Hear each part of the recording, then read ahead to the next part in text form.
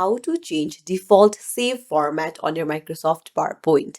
Hey everyone, welcome back to the channel. If you are new here, don't forget to hit the subscribe button and turn on the notification bell to not miss any updates. So let's dive right in. Open up your Microsoft PowerPoint. You need to go to PowerPoint in the top left, and then you need to go to preferences.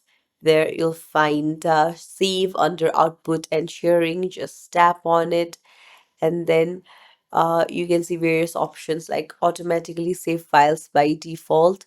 So when autosave is on, files in OneDrive for business, and etc. are automatically saved as changes are made.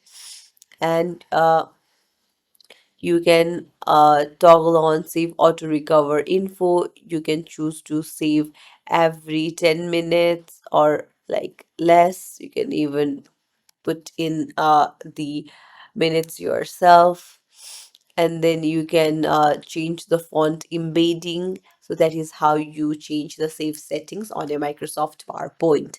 If you found this tutorial helpful, don't forget to like the video and subscribe to our channel. Thank you for watching.